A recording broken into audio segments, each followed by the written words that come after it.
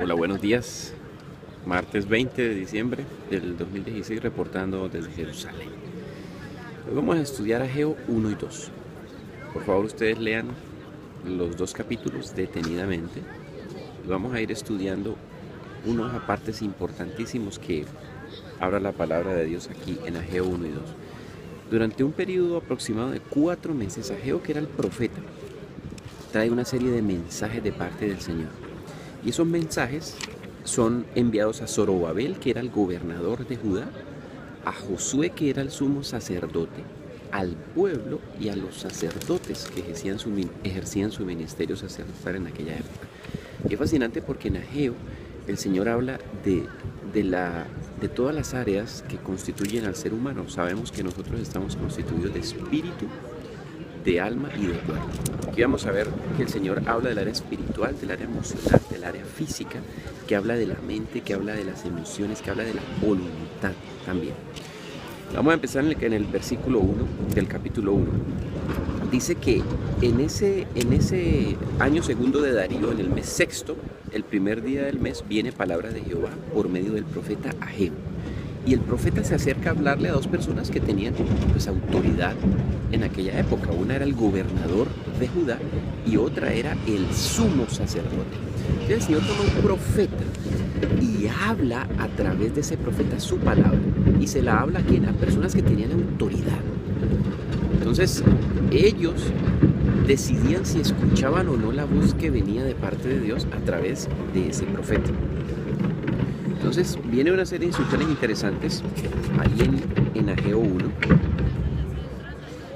Y la meditación de Ageo 1, o lo que toca el Señor, está en el versículo 5. Dice, meditar bien sobre vuestros caminos. La primera reflexión que el Señor hace a estas personas a través del profeta Ageo era que meditaran en su estilo de vida, sus caminos, la vida que ellos estaban llevando. Quisiera una meditación y que revisaran cuál era su estilo de vida y por qué les hacía ese análisis el Señor a través de la vida del profeta Ageo. Porque ellos habían descuidado su vida espiritual por dedicarse netamente a satisfacer las necesidades de la vida diaria. Básicamente ahí el Señor les dice, ustedes han descuidado mi casa. Y dice que eso trajo como consecuencias que ellos empezaron a recoger poco, que todo el tiempo que dedicaban a su vida, digamos lo secular, a sus actividades diarias, no tenía un reflejo en el estilo y en la calidad de vida que ellos querían tener. No estaba funcionando para nada. Es un asunto muy interesante porque él les dice ahí, hombre, mire, ustedes en el versículo 6 siembran mucho y recogen poco. Comen y no se sacian, beben y no están satisfechos, se visten y no se calientan, trabajan y reciben su jornal en saco roto. Quiere decir que se les estaba yendo la provisión, que no había satisfacción, pese a que tenían, no vivían satisfechos, era una vida de queja continua, no disfrutaban de la vida que estaban llevando. Y básicamente el Señor les dice, miren, mediten en su estilo de vida, porque la respuesta y las consecuencias, y esto es consecuencia de qué, de lo que dice el versículo 8 de Ageo 1. Habían dejado de edificar su vida espiritual, habían descuidado su vida espiritual. ¿Cómo está su vida espiritual? ¿Estamos edificándola? ¿Estamos cuidándola? ¿Estamos alimentándola? ¿O los quehaceres continuos de la vida, del afán del trabajo, del estudio, todas las cosas que hacemos cada uno de nosotros, no nos dejan tiempo para nuestra vida espiritual? Es importante porque quizás si eso está ocurriendo en nuestra vida, nos está pasando lo que dice ahí. Trabajamos duro, nos esforzamos, dedicamos una cantidad de tiempo, pero no se ve el fruto, no se ve el crecimiento en ninguna de esas áreas. ¿Por qué no se ve el crecimiento en estas áreas? Porque espiritualmente hay un descuido de mi vida espiritual. Entonces dice que la manera de solucionar esto era subir al monte, traer madera y reedificar la casa, básicamente restaurar nuestra vida espiritual, hacer una restauración de la vida espiritual. Aquí es donde empieza a hablar de la voluntad. Versículo 8 dice, y pondré en ella mi voluntad y seré glorificado. Quiere decir que cuando yo decido edificar mi vida espiritual, lo que estoy decidiendo es conocer la voluntad de Dios. Y una vez yo conozco la voluntad de Dios, me ajusto a la voluntad de Dios y todas estas áreas que no están funcionando como yo quisiera, o como debiera ser de acuerdo al esfuerzo que le pongo a mi trabajo, a mi estudio, a mi familia, a todas las otras cosas, y que pese a que me esfuerzo no veo el resultado, me canso, quiere decir que necesito esforzarme en lo espiritual para que eso impacte las demás áreas de mi vida. Ese es un secreto que no es ningún secreto, pero el área espiritual es la que impacta el resto de áreas de mi vida. Si descuido mi área espiritual, el esfuerzo que yo le ponga a las otras áreas quizás va a ser insuficiente para estar satisfecho en lo que yo anhelo y deseo vivir. Dice que a causa de eso, de descuidar la vida espiritual, se detuvo sobre los cielos la lluvia, no hubo fruto, o sea, mi vida empieza a ser una vida árida. Hay aridez en mi vida emocional, en mi vida sentimental, en mi relación con mis hijos, en mi trabajo. Empiezo a ver una aridez, una sequedad, no veo fruto. Porque vuelvo y les digo, el centro de la prosperidad integral es mi vida espiritual. Es esa área a la que yo tengo que garantizar que desarrollo. En el versículo 12 dice algo muy interesante, dice, y oyó Zorobabel y Josué. Entonces es necesario que yo oiga la voz de Dios, que yo escuche lo que Dios está hablando a través de su palabra, a través de, en este caso, del profeta Ageo. Dice que ellos oyen y también lo transmiten al pueblo, y el pueblo también oye y teme. Hay dos acciones ahí, oigo y temo. Cuando hay temor significa que hago un alto y que tengo que comenzar a cambiar, que tiene que haber un cambio, que tiene que haber un cambio de actitud. No solamente me puedo quedar con oír. Si el oír no genera una acción en mí, nada va a pasar. El oír tiene que venir acompañado de temor. Y el temor, que es respeto reverente a Dios, me lleva a actuar. Y en el versículo 1:14 y dice, y despertó Jehová el espíritu de Zorobabel y el espíritu del gobernador y del resto del pueblo. Entonces se despierta mi vida espiritual, mi área espiritual, que es un área que yo tengo que orar que se despierte, porque en muchos de nosotros es un área que está dormida, latente, sin desarrollar. No porque yo no busque al Señor y todo eso, esa área va a desaparecer de mi vida, no.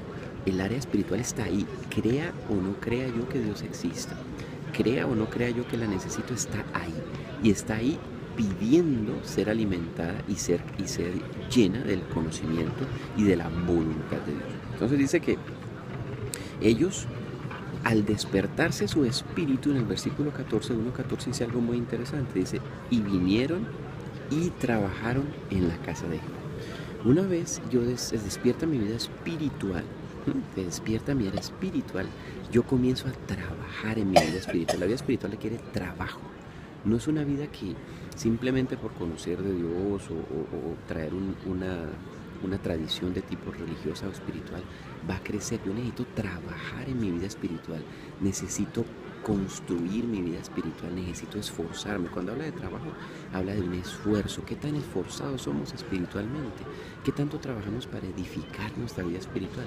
¿Le metemos el mismo ímpetu, el mismo tiempo, la misma esfuerzo al área espiritual que a las otras áreas de nuestra vida?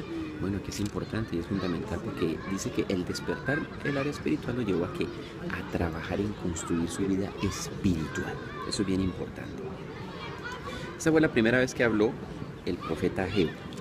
Luego, en el capítulo 2, dice que en el mes séptimo, a los 21 días, vuelve y habla.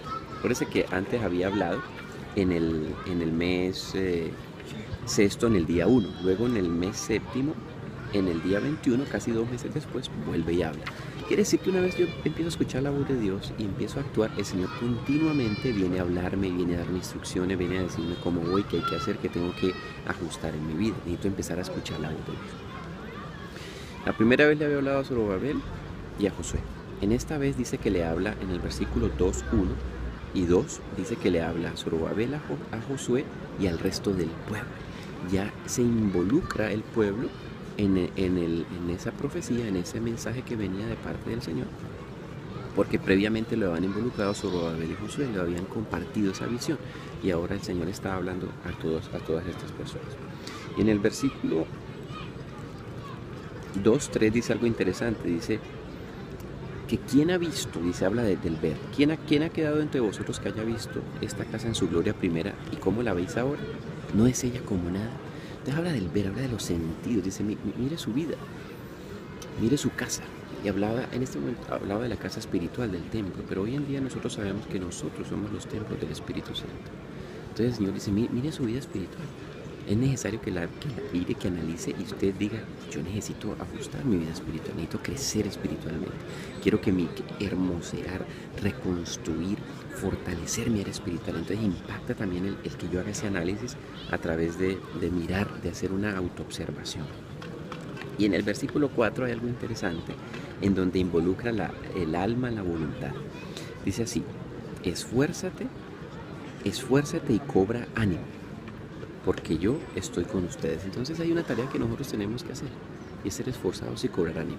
Ya había un despertar espiritual, pero era necesario que yo me esforzara, que dejara la pereza espiritual, la pereza para orar, la pereza para estudiar la Biblia, la pereza para congregarme, la pereza para escuchar la voz de Dios a través de una edificación personal, de escuchar un tema, de analizar hacer un estudio bíblico. Entonces dice, mira, tu tarea es que tú te esfuerces y cobres ánimo. Está hablando de qué? Del alma, porque en el alma donde está el desaliento, el desánimo, la depresión, la angustia, las manos caídas y las rodillas paralizadas. Entonces dice, cobre ánimo y esfuércese. Eso lo tengo que hacer yo. Ya habiendo sido despertado mi espíritu por el Espíritu Santo, a mí me corresponde esforzarme. La vida espiritual es una vida que requiere de esfuerzo y valentía. Y hay una cosa al final del versículo 4, el versículo 2:4 de Ageo, dice, porque yo estoy con vosotros.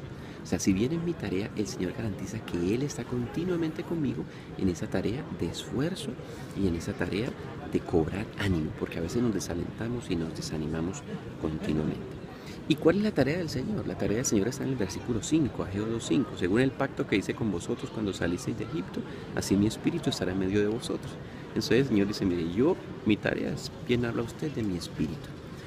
Hacer que usted sea templo del Espíritu y usted reciba el Espíritu de Dios al haber reconocido a Jesucristo como Señor y Salvador, al haber aceptado que Jesucristo es Dios, que vino a la tierra y murió por nosotros, por nuestros pecados y transgresiones, al creer que Él es el Salvador, el Mesías. Cuando yo creo eso, recibo el Espíritu de Dios. Esa es la tarea de Dios. De ahí para adelante a mí me queda mi tarea, esforzarme y ser valiente, y Él estará siempre conmigo. Yo no le puedo dejar al Espíritu de Dios la tarea de cobrar ánimo y de esforzado. Esa es mi tarea. Yo tengo que levantarme a orar, yo tengo que congregarme, yo tengo que estudiar la Biblia, yo tengo que estudiar la palabra. Es mi tarea, yo la debo hacer en ese proceso de esfuerzo y valentía. En el versículo 2:10 vuelve por tercera vez Dios a hablar a través del profeta Ageo. Esta vez le habla a los sacerdotes. Ya le había hablado a Zorobabel, gobernador, a Josué, sumo sacerdote, y al pueblo. Y esta vez se dirige directamente a los sacerdotes. Y en el versículo 2:11 les dice, pregúntenle a los sacerdotes acerca de la ley, porque los sacerdotes tenían que conocer la ley. Entonces habla de la pregunta si conocen o no la ley. La Biblia dice en Apocalipsis 1:6 que nosotros hemos sido constituidos reyes y sacerdotes para Dios nuestro Padre. Mi tarea como sacerdote es conocer la palabra del Señor. ¿Qué tanto conozco la palabra de Dios? ¿Qué tanto sé de la palabra de Dios? ¿Qué tanto estudio? ¿Qué tanto he crecido en el conocimiento de la palabra de Dios? Es necesario, porque la palabra de Dios eso es lo que hace que yo crezca, que yo conozca la voluntad de Dios. Entonces los cuestiona acerca del conocimiento de la ley y les hace una pregunta acerca de la inmundicia y la santidad. Es interesante porque en el versículo 13 y en el versículo 12 pregunta si yo, al llevar algo santo en mis vestiduras, si toco algo, voy a santificar ese algo que toqué porque yo llevaba eso santo. Y la respuesta de los sacerdotes es que no, porque la santidad no se transmite porque es que yo toque a alguien, ya lo volví santo, yo toqué algo. Entonces, como yo soy santo, toco algo a alguien, entonces se vuelve santo. No es así. Porque a veces uno dice, no, que esta persona ore por mí para que yo me santifique. No funciona de esa forma. Por usted y por mí pueden orar todos los cristianos que existen sobre la faz de la tierra. La santidad es una cosa que yo la decido. Cuando yo decido vivir una vida santa, vivir una vida recta, echar fuera de mí lo que no agrada a Dios, hacer la voluntad de Dios. No es porque por mí ore, no me toque a alguien que está súper santísimo. No es así. No es así. Obviamente no estoy diciendo que no puedan orar por mí. O sea, gloria a Dios, que oren por mí cuantas veces sea necesario, que me pongan las manos los que tengan que imponerme las manos, maravilloso. Pero si yo no decido, nada va a pasar en mi vida. Aquí le hago quizás una pregunta. ¿Quién ha orado por usted? ¿Cuántas veces han orado por usted? ¿Su vida ha cambiado? quizás no, quizás sí, pero la vida no cambia porque alguien ore por mí. La vida cambia porque yo tomo una decisión de agradar a Dios, de hacer la voluntad de Dios, de esforzarme, cobrar ánimo en reconstruir mi vida espiritual, lleno del Espíritu de Dios para vivir una vida santa. Y sin embargo, también luego dice en el versículo 13 que si una cosa inmunda toca un objeto de esos, eso se vuelve inmundo. Dice sí. Y ahí es una cosa tremenda, porque hay muchas cosas inmundas con las que yo me puedo inmundizar, digámoslo de esa manera, me puedo contaminar. Hay multitud de cosas que yo tengo que estar pendiente para que no me contaminen y para que no me afecten mi vida espiritual. Entonces, en el versículo 19 hay algo interesante y dice... antes vamos a ver aquí el versículo 18. El versículo 18 es bien interesante porque ya empieza a hablar de la meditación en el corazón. Hemos hablado que el Señor les dijo que meditaran en sus caminos, hemos hablado que les excitó el espíritu, habla del área espiritual, hemos hablado que iba a poner su voluntad en ellos, habla del área espiritual, emocional y física, aquí habla específicamente del corazón. Entonces les dice a los sacerdotes, mediten en su corazón, revisen su corazón. Y dice en el verso 18 que desde el día 24 del mes noveno, el día en el que se echa el cimiento del templo, ocurre algo fascinante, y está en el 19. Dice que ese día que ellos tomaron la decisión de reedificar la casa espiritual, y cuando yo pongo el cimiento es porque ya tomé la decisión de edificar la casa, porque el cimiento tengo que abrir un hueco, tengo que alistar para poder edificar. Sin cimiento no hay edificación. Ya habían tomado la decisión y ya se veía, ya había un cimiento, pusieron el cimiento. El cimiento a la luz de la Biblia es Cristo. La Biblia dice que Jesucristo es el cimiento de mi vida espiritual. Cuando yo pongo a Cristo en mi vida como cimiento de mi vida espiritual, significa que es el primer paso para empezar a edificar mi vida espiritual cuando creo en Jesucristo, cuando empiezo a alimentarme con su palabra. Entonces dice que ellos deciden poner el cimiento, y en el verso 19 hay una pregunta fascinante. Dice, ¿no está aún la simiente en el granero? Pregunta, pues, todavía no veo los graneros llenos de semillas. Ya puse el cimiento, ya recibí a Cristo, pero todavía como que no se nota, no se me ve como lo que yo anhelaba. Dice, no está la vid, ni la higuera, ni el granado, ni el árbol ha florecido todavía. Como que no veo. Dice, mas desde ese día os bendeciré. Tomar quizás un tiempo, pero desde el día que usted decide poner el cimiento en su vida, que es Cristo Jesús, desde ese día usted va a empezar a experimentar la bendición de Dios. Va a empezar a reconstruir su vida espiritual y por ende las otras áreas que no estaban recogiendo, en las que no estábamos recogiendo lo que anhelábamos recoger. Entonces es un proceso bien interesante. Y en el versículo 2:20, Ageo habla por cuarta vez en ese proceso de hablar, como les había dicho, un periodo más o menos de 4 meses. Y aquí le habla ¿a quién? Directamente a Zorobabel. Y aquí habla ya del llamamiento que él le hizo a Zorobabel.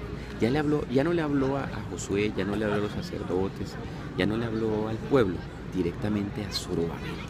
Y le hace un llamamiento, y es el escuchar aquella voz en la que Dios me dice, ¿para qué me trajo a mí al mundo? ¿Cuál es su propósito para mí en la tierra? ¿Para qué me trajo? Y eso es lo que yo le tengo que preguntar, Señor, ¿cuál es tu propósito para mí en la tierra? ¿Qué quieres tú que yo haga? ¿Cuál es tu plan para mí? Y él se lo mostró aquí a Zorobabel.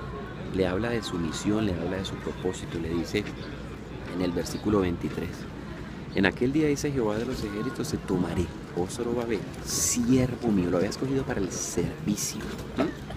Y te pondré como anillo de sellar, porque yo te escogí, dice Jehová de los ejércitos. A usted y a mí, el Señor nos escogió para algo, para una tarea, para una misión, o bien para ser gobernador, como ocurrió con Zorobabel, o bien para ser sacerdote, como Josué, o bien para ser profeta como Ageo. Algo tiene para el Señor usted para mí. Pero hay una cosa clara, es que la Biblia dice que Él nos escogió a nosotros, Él nos llamó a nosotros. Es necesario que le digamos, Señor, ¿para qué me escogiste a mí? ¿Qué quieres tú que yo haga? ¿Cuál es tu plan en mi vida? Edifica, Señor, excita mi espíritu para que yo edifique mi vida espiritual, para que yo me esfuerce, sea valiente, cobre ánimo y vuelva a echar ese cimiento de mi vida espiritual y mi casa espiritual se hermosee, porque eso es lo que va a impactar aquellas áreas de mi vida en las que estoy sembrando, recojo poco, en las que estoy comiendo y no me sacio, en las que estoy trabajando y el jornal se ve en saco roto, se va, no hay fruto, no hay recogida. Shalom. Un abrazo a todos desde Jerusalén y seguimos entonces reportando desde aquí con lo que el Señor nos está hablando. Pedid por la paz de Jerusalén sean prosperados los que la aman. Y como está escrito, tus ojos verán Jerusalén. Un abrazo, Dios los guarde.